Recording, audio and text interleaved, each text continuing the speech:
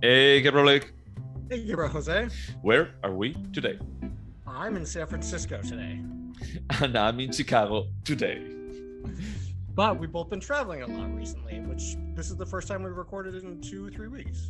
Yeah, no, that's true. It has been like pretty weird, man. I had to say that I miss you, Gabriel. I miss you too.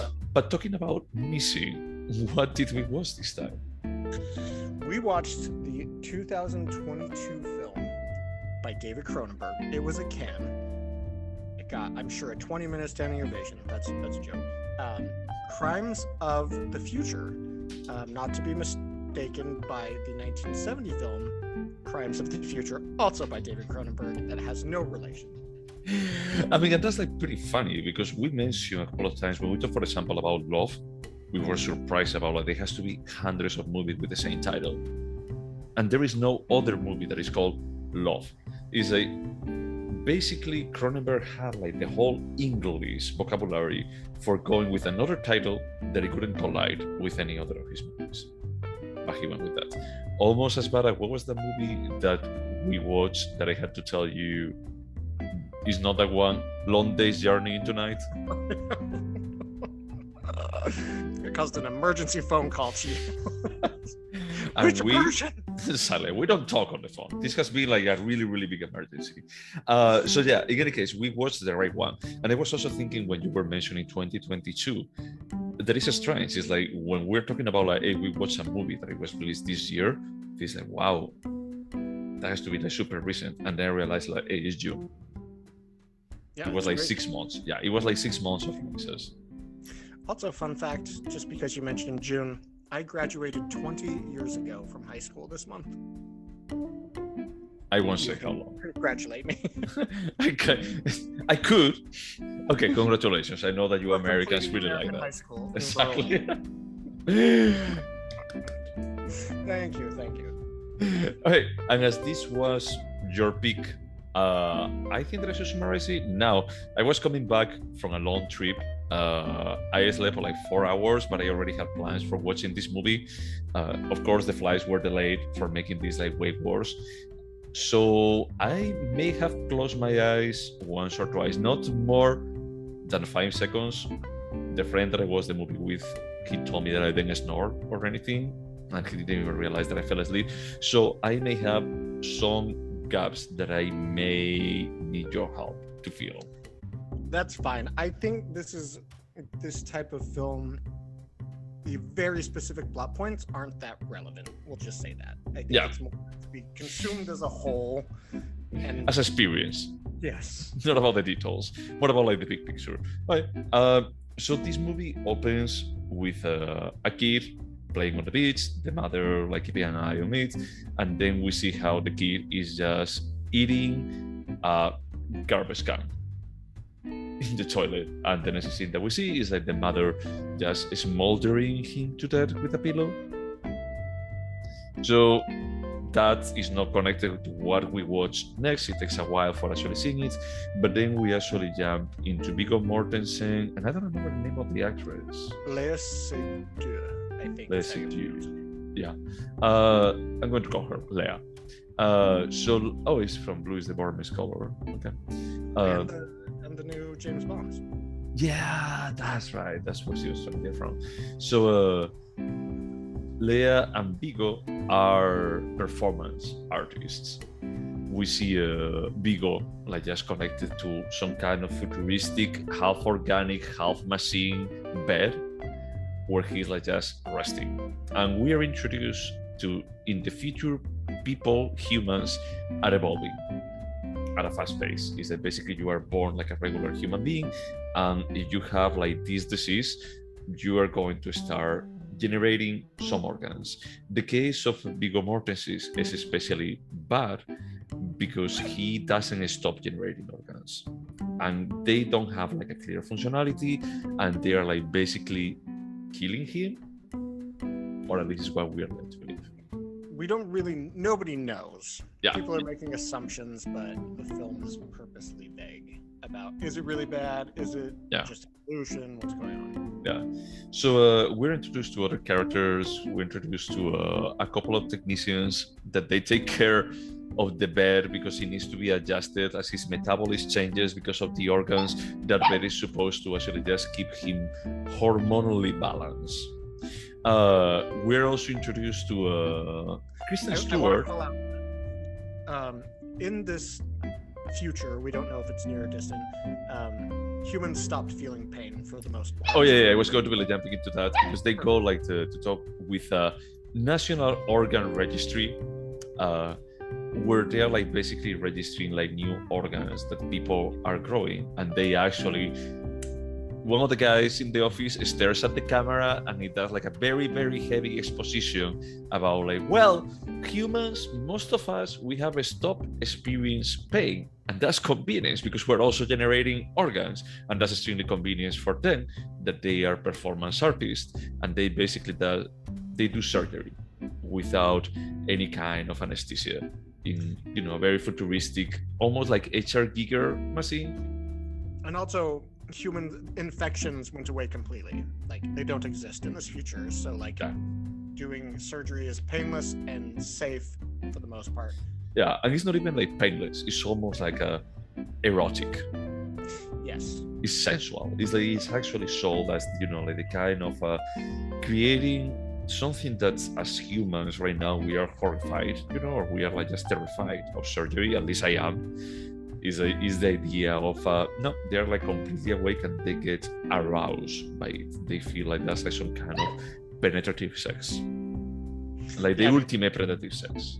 Yes, and a non-discriminative form of sex, because men can be and enjoy being penetrated as much as women.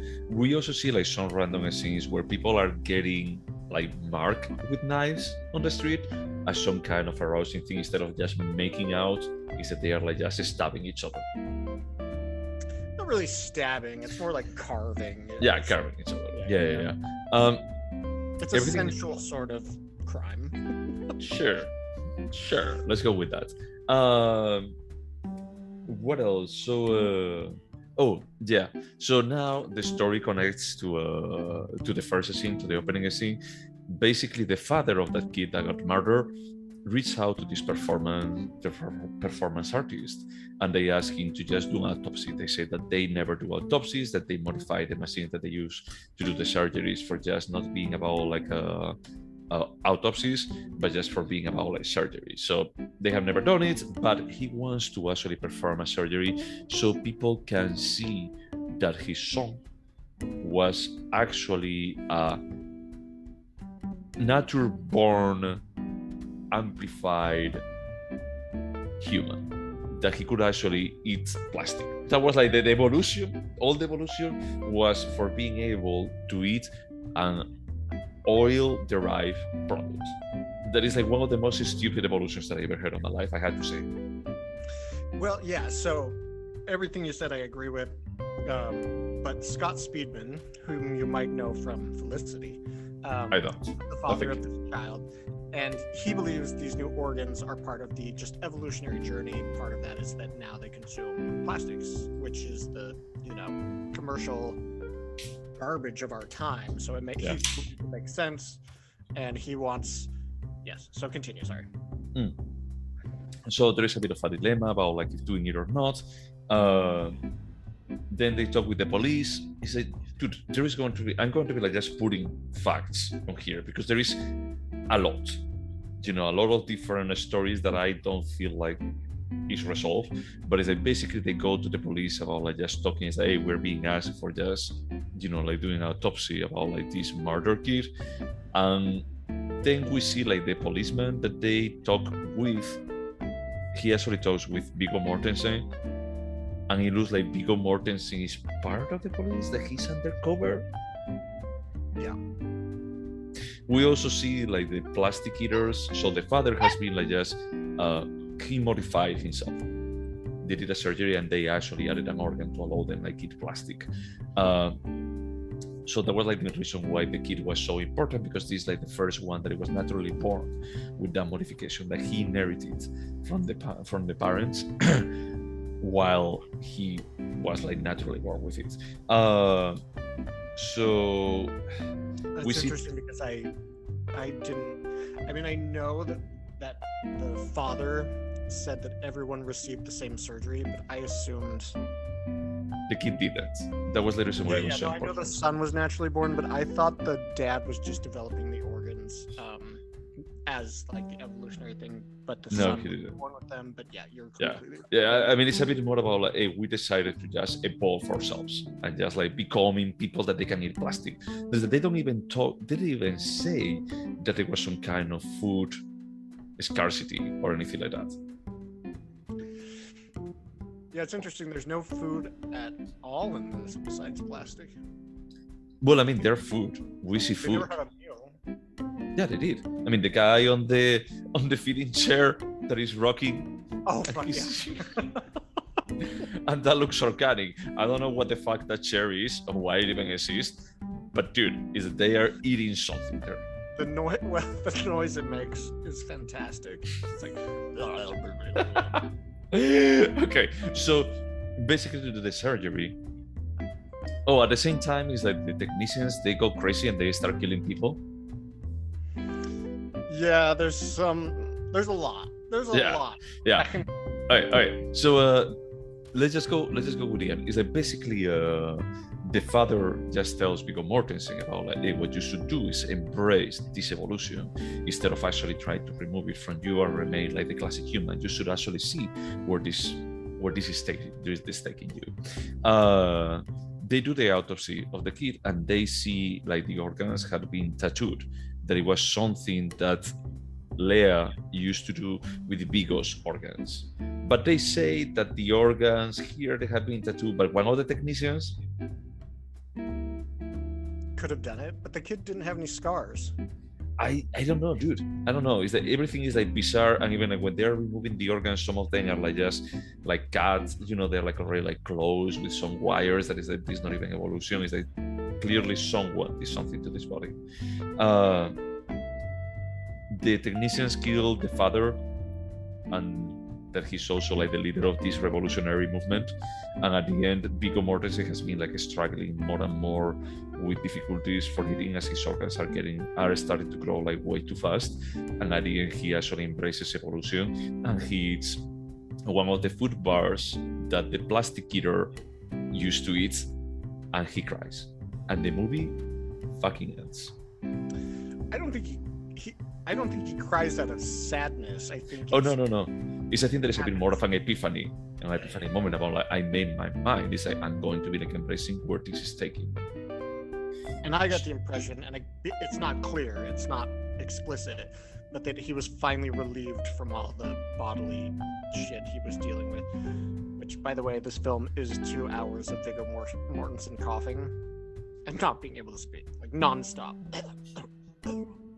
Doing like pretty bad noises, and yeah, they recreate on that. It's like when he's like just coughing and he cannot eat.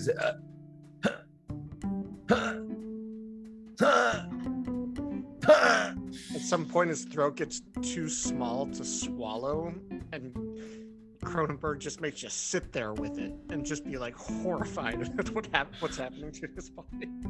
Yeah, I don't know. There are like many scenes that they are awkwardly long on this movie. Is that there is some kind? It almost feels like a. What is the director of Delicatessen? I don't know. Amélie? It's the same director? It's the same director. It's Jean-Pierre Jeunet. Okay. Is or the like the city of the lost kids. It's basically like if Jean-Pierre Jeunet made a movie with David Lynch.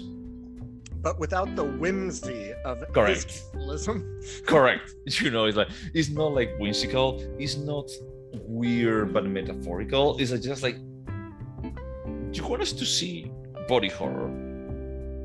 I still don't know why, because the thing is that there are like many things that I was thinking is that hey, you could have gotten one idea and develop it, because I thought that the performance artist on the idea that is like, hey, we're going to be like doing like the ultimate performance that is actually playing with our body. I felt like, this is interesting, and you see like, a lot of people like recording all the time and the likes, and I thought I was like, just go with that angle. And then they go with these revolutionaries with the plastic eaters. Then we go with the technicians committing murder. There was a lot. There was really, really a lot to unpack. And honestly, just hearing you describe the synopsis, it didn't feel like that in the movie theater, to me personally. It felt like a Tarsem Singh film, like The Cell.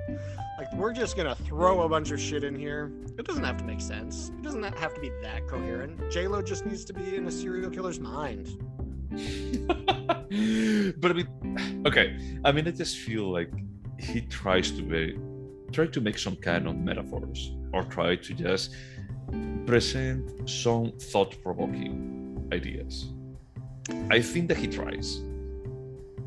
I agree with you, and I looked for metaphors, and I came up with two very obvious ones, and I thought, well, I must be missing something. Do you want to hear the conclusion I came to? Please. There is nothing deeper here. He's just the Gaspar Noé of body horror. Okay. So let me tell you, the two metaphors I came up with are obviously sexual. I mean, at some point, Viggo Mortensen gets a zipper installed on his stomach. Oh.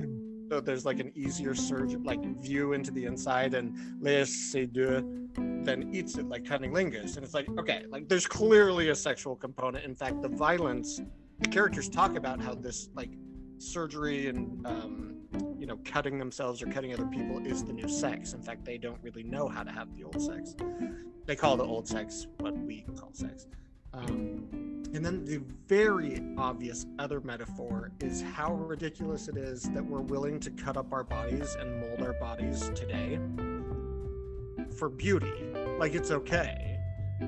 But beauty is ephemeral, right? And so he just flipped it and showed us something horrific. But what they're doing to their bodies is exactly what we do to our bodies today to be quote unquote beautiful, which is all they're trying to do. So anyway, those are two very obvious metaphors. That's all I came up with. That's how deep I think this film is. Yeah. If there is more, I don't think that is like that is not like properly evolved. Let's just say, I think that there was potential for more here if the script was tighter. If it was a bit more, hey, I'm trying to make a reflection on reality from this angle. So, did you find it entertaining? I fell asleep several times. So I will say it's not an ultra compelling film. It's slow. You're not going to get a lot of answers. You're not going to get your own epiphanies. But overall, this is a slightly more interesting film than most things that are in my theater. Yes, for me. And I felt zero emotion besides disgust at what I was seeing on the screen. And it's not like horrific. It's manageable. This is coming from somebody who's a little bit sensitive to very graphic things. Also, I don't know if he did this on purpose, but David Cronenberg absolutely couldn't make me feel a single emotion during this. And I feel like if I had cared about Viggo Mortensen or Léa Seydoux or even that little boy, it would have been too difficult to watch for me. I'm gonna try to think about like all Cronenberg movies that I watched. I haven't watched many, was it The Brood, Videodrome, Scanners. I never felt anything for any of his characters. I didn't never watch that one. But he's not that good about like writing characters, at least in the movies that I watched. He's a bit more about like just building walls. Building like weird walls that is this has become something normal here. And this was an interesting kind of perspective about like, hey, I'm designing a world where people don't experience pain, and actually they start evolving into something else. I thought that this is a cool premise, but what you're doing with it doesn't give me anything. The characters, I don't care about them. Just hearing Viggo Mortensen like just coughing for 20 minutes, it's not giving me anything about him as a human being or as an evolution of a human being. I agree. I think his world is intriguing. I particularly was fascinated by the idea of not having infections and what that means. Like, think about all the laws. Like, there's a little bit of a discussion. Hey, are you qualified to do surgery? And they're like, we don't die of infections anymore. Nobody feels pain. Everybody's qualified to have surgeries. And what that little shift would mean to society, I absolutely believe. Like, look at how much body modifications are done today. There is a danger. I absolutely believe if those two things happen, no pain, no infections, this is the direction society would go. I mean, I had to say that the part that I like, and I know that maybe it's because I'm like just pretty jaded about this, it was all the influencer performance, everyone recording something like this. You know, I felt that this is interesting. You can develop like this a bit more about like the dangers of turning everything into an art. Like, where can it take you? But then turning into the chosen one, revolutionary groups, killing technicians. I agree. I feel like the direction it went.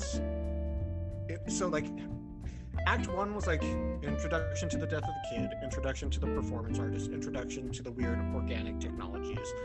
And then I feel like Act 2 was more like exploring the idea, hey, should we cut up this kid in an autopsy as performance art? Why is it different to do that to someone who's alive? And there's a lot to think about, in my opinion, in the second act. And then the third act is like, oh, he didn't know how to end this, or he had such big ideas he couldn't put it into one film. Yeah, I think that he actually was. He felt a bit of this is the first draft. I'm putting like everything there on the kitchen sink, and I would just trim it back. And then it was like, oh shit, it's only 3 months for cans, so we had to finish this. It's like an episode of Project Runway when they're like, we're gonna build the most beautiful gown. Oh wait, we have 45 minutes. Nope. nope. Just cut everything. That's the feeling that I had. I think that there is potential here for doing something interesting, but as it ends, like the final product, I will actually just repeat like the words of my friend when the movie just went to the credits. I was like, is it over? This is bullshit. He just exclaimed like pretty loud in the theater. I will say that I found the final, I'm a big fan of those endings after a slow boil. I felt like the final 30 seconds of that film, I was like, chef's kiss. This is just amazing. Are you kidding me? Way to finish this. No, I was like, yes. And that final close-up, I was like, please let the film end here. Please let the film end here. And it didn't. I was like, But ending there, don't you think that you could actually have cut like 30 minutes of that movie, that they didn't add anything to that? And I'm not talking about like the logical wrap up of the story. I'm just saying watching him in that chair, wiggling around, deciding to eat the plastic, and then just final scene close up on Viggo Mortensen's tear. And just go into black and white. That's solid. Good for you, Cronenberg. Dude. I wish that Edwin was here, because he would actually just call like this artsy-fartsy. And then he would shame us with his like pages of notes because he studied and prepared for the podcast, and we were just winging it. It's funny. I was actually talking with my friend about that. And he's like, yeah. He was telling me, oh, so you're actually going to be like preparing notes here, and I'm talking about the story. Like, I feel a bit bad. I don't think that we are like that kind of critics. I don't even consider ourselves critics. I just consider like people that they talk about movies. You should have winked at him and said, it's all up here. Exactly. I was, when I was with my eyes closed and I was like deep breathing, I was taking notes. That's how I work. I felt, I had to say that I was not expecting much. Because Cronenberg, as I told you earlier, is like, I think that it's interesting that this guy is still doing like body horror in 2022, and I didn't feel like 2H. It felt like retrofuturistic in some of the aspects, but I didn't feel like someone trying to do an 80s movie. It felt low budget. That's true. and some of the special effects, yes. I was blown away at wherever he filmed that. Clearly, it was in Greece. In Greece, yeah. It was like, this is the perfect post-apocalyptic. I mean, it's not post-apocalyptic. It's just like kind of Dystopian. Yeah. Society, yeah. Yeah, I mean, it's from the first scene that you see the streets, I was just like, this is a Mediterranean country. I don't know what it is. I don't know if it's Italy, if it's like part of France, if it's Spain. And it's like when we see like the first sign in Greek, it's like, yeah. This makes sense. So I had seen a handful of the movies you mentioned. I believe I saw Videodrome, I saw The Fly, Existence. But then he kind of like took a break from body horror for a long time. He did A History of Violence. He did the one where Viggo plays the Russian mob guy. Yeah, I mean, I think that maybe he was not capable of selling any studio. Oh, he did Maps to the Stars. Is it good? No, but it had Julianne Moore in it, so. Anyway, my point. Oh, and then Cosmopolis. I loved Cosmopolis. Did you see that? No, I think that I stopped watching like stuff I hear. Anyway, and then A Dangerous Method, Eastern Promises. So my point is, he hasn't done body horror for a while since 1999. Yeah.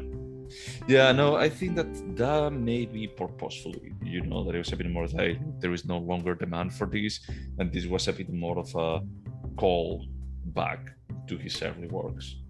Like, and I think Sam Raimi stopping being campy horror, so he could do Spider-Man, and then going back to do campy horror.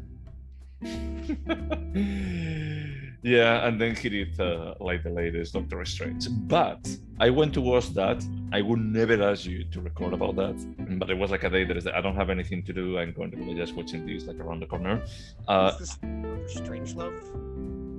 I wish. No, this is Doctor Strange, like the Marvel movie with Benedict Cumberbatch.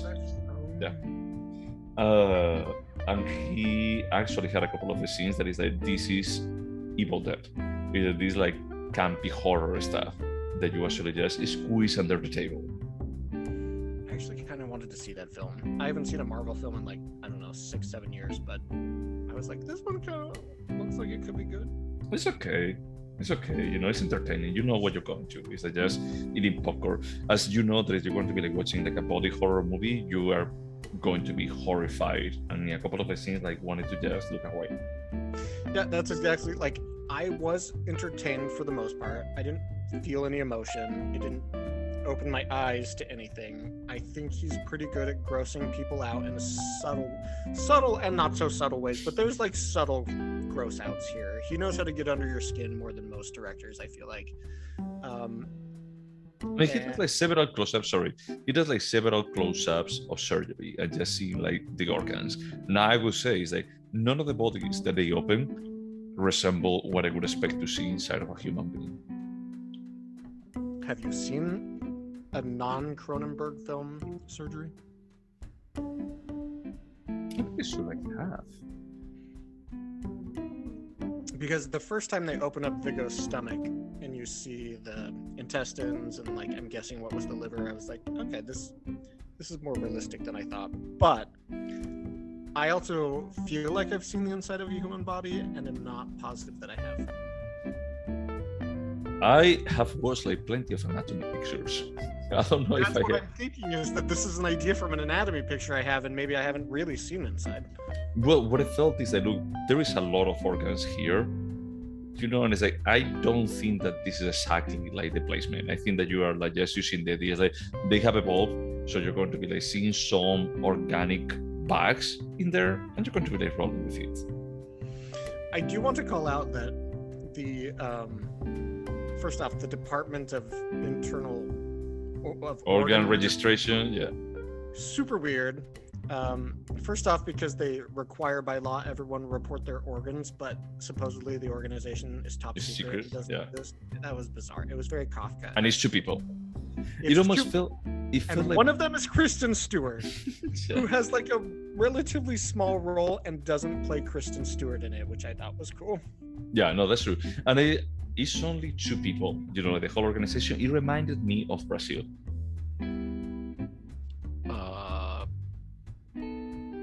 reject that statement. Sure, dude. Comparing like the original Top Gun to new Top Gun. If you wanted to compare those two.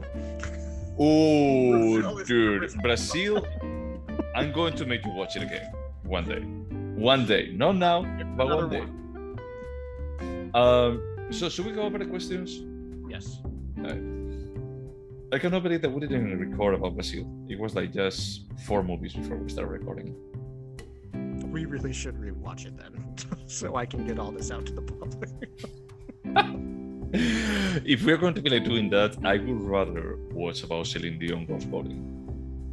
I will never watch Celine Dion ghost boating ever again in my life, ever. Okay, doesn't matter. Would you watch this movie again, Crimes of the Future? I think so. Not now. Maybe in 5 years, I'd be like, well, this isn't like the best of him, but it's a pretty good example of who he is. In terms of body horror, he's a pretty great director when he's straightforward, like History of Violence, for instance. Was it a History of Violence about body horror? No, it's about Viggo marries this actress that I like, and they have a normal family in the suburbs until his past comes back to catch up with him. So basically like a Blake genre. Middle high class being unhappy. But they're not upper middle class, they're definitely lower middle class. Alright.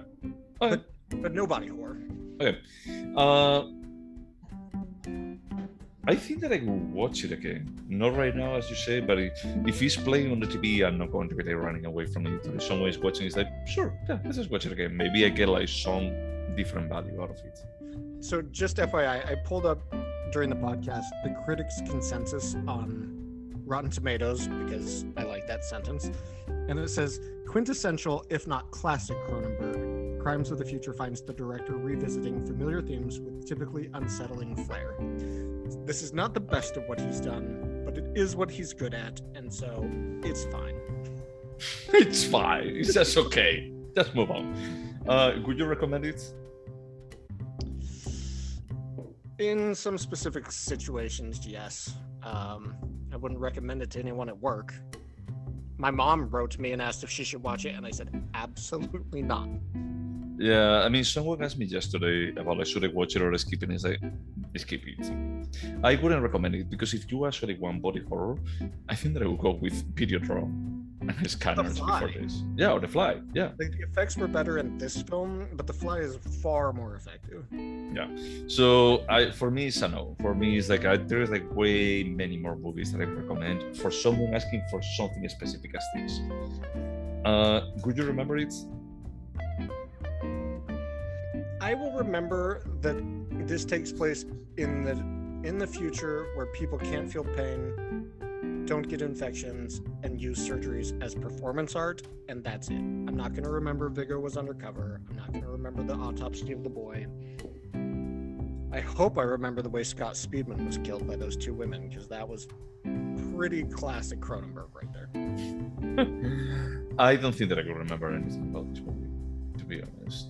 I think that there is like so many ideas, so much pastiche on this that is like could you remember that Viggo Mortensen was an undercover cop? It's like, what is the point of that? There are like so much stuff that it doesn't go anywhere, and it could be like just easily removed. And instead of having like a tighter story, it's like at the end a collection of ideas that they don't go anywhere. So for me, it's like my brain is not going to be able to separate, like the thick of it from the stupid stuff that he had around. I was disappointed when he came out as an undercover cop because it was more interesting to me when he was a subversive performance artist, just having a mutually beneficial relationship with the detective. I thought that was cool. And then there's like, oh, he's a police person. Yeah. I honestly, yeah. So from my perspective, when movies tries to do like too much, my brain is like just like, no, let's just throw everything away. So no, I won't remember anything. Is there anything artistic about it? Yeah, I mean it's stylish as hell. It's imaginative. It's inventive. It made me squirm, which good art does sometimes. Okay. Visually, the world he creates is beautiful. It's horrific and beautiful. Yeah. Yeah, I think that the world building, as we were discussing earlier, is what the highlight is for me. Now, he actually, maybe it's a bit of a too desolated kind of world. I always feel is that hey, you have like 30 extras for doing this. There is not really like a city life. It's like I don't necessarily know how society looks at this point. But it's still okay with what he wants us to see. And I think that the ending, albeit I feel it leaves a lot open, is visually appealing, visually artistic, so sure. Do you think he left it open because he wants a sequel or to do another movie in this specific world? I don't think so. I don't think so either, but No, I don't think so. I mean, I even like consider it, and then I felt it's like, nope. Is that I don't think that Cronenberg has ever done a sequel. I don't think so. So, and I don't think that any director out there is going to be like taking this and making a sequel of it. I don't know. I saw Jurassic Park 6. Never say never. That's fair. Is it a timeless piece? Yeah. Yeah, I think the themes it explores... I mean, there's a little bit of reference to the way we've trashed our world, but it's not even like climate change or anything. It's just... Yeah. It's there. Yeah. Yeah, I agree. I think that it's like timeless. I don't think... If they had just focused on the influencer / performance part, maybe it could have been like a bit more timely. But as they did everything on the same movie, I think that is timeless. Is that they just talk about we're going to change and there is going to be like a point that we need to just accept it and embrace it, or just like keep fighting and being unhappy about it. So that's always going to be a reality. Would you turn this into a TV show? To be honest, yes. I almost never answer this question as yes, but I feel like if he was given 6 hours in an HBO miniseries, or 8, maybe 10, to explore some of this and build it out, it could be interesting. I'm not saying it absolutely would, but I think this would be a good candidate to be like, hey, let's give this 8 1-hour episodes. Yeah, I mean, I can see that. Okay, I can see that. I think that if the world building is the strong part of this, it could be more developed into a TV show and just having like more characters that just seeing something about like the policeman that we haven't seen, like the detective, like the technicians. It's like, why do they have like this fetish with the machines and then they turn into killers? There's this one scene where they're altering the autopsy bed, and they're with Seydoux, and they just both get naked and get into the bed and then show her, and everyone laughs, and I'm like, what is this about? What the hell? It makes no sense. Nothing makes sense here. So last question, do you think that this movie could have been better? I guess you've convinced me that he could have, like, less would have been more. Yeah. If they had pulled out some of the superfluous side plots, it probably would have been better, more focused. Yeah. I mean, that's exactly my point. I think that is just having like a tighter script, it would have made this more enjoyable. I would have walked away with a, I don't know, better taste of it. Okay, and that was the last question. And before we score, I wanted to ask you if you remember. No, actually, it's your turn to ask me if I remember something. I would like you to tell me, as specifically as possible, what you remember from Clueless.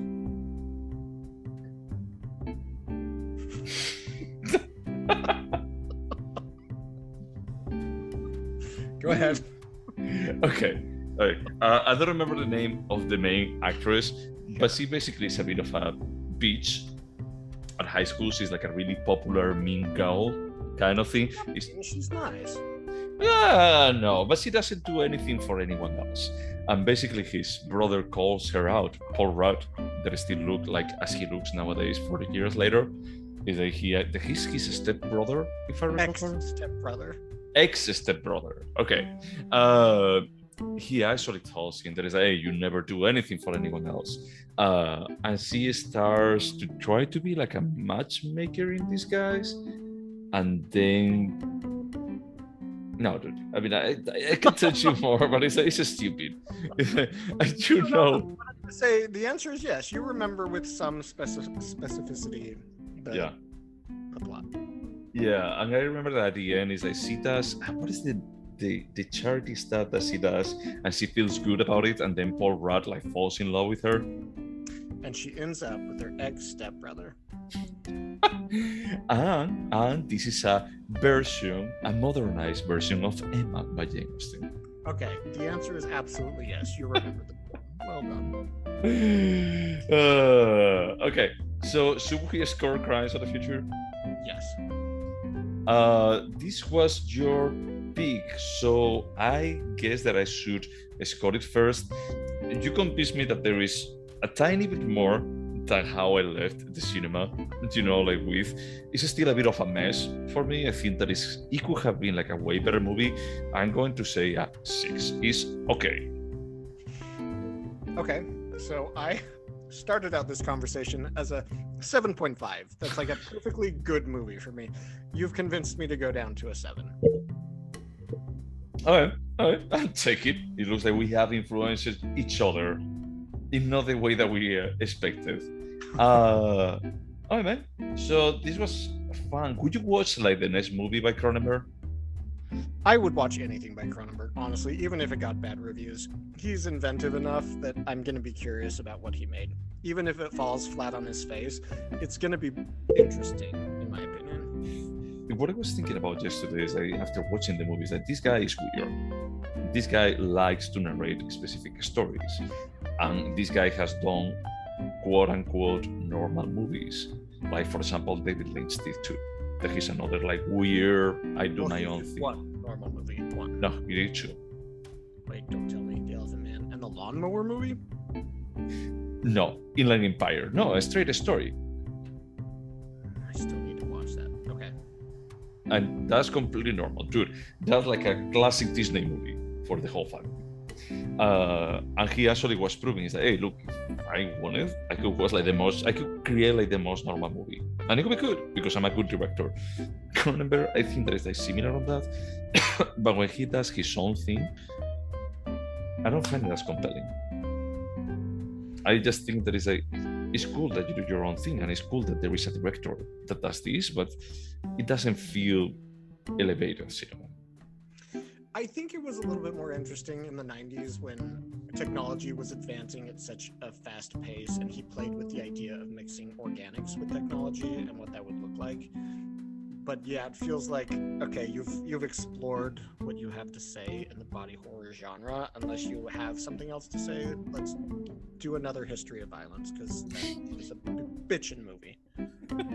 So basically he took a break of 20 years from the genre, and when he came back, he actually just proved that it's like, no, that break was deserved. I think he took a break because he didn't have anything else to say, and then in 2022 he's like, let's go to Cannes with another body. Yeah, probably like at least I had like the nostalgic value for just being selected. Right, well, I mean, this was fun. So if this was your pick, I'm supposed to actually pick like the next one, and I'm going to go with a double single feature that is actually Kill Bill. Yeah. I mean, like, sorry, go ahead. Never get tired of talking about Kill Bill. Or Tarantino in general. Yeah. Let's be honest. Unless it's That's true. Okay. Let's hold the conversation about Tarantino for the next one. Okay. Thank you so much for everyone out there, like putting up with us. Anything else? Wash your hands. Please. Okay. Bye.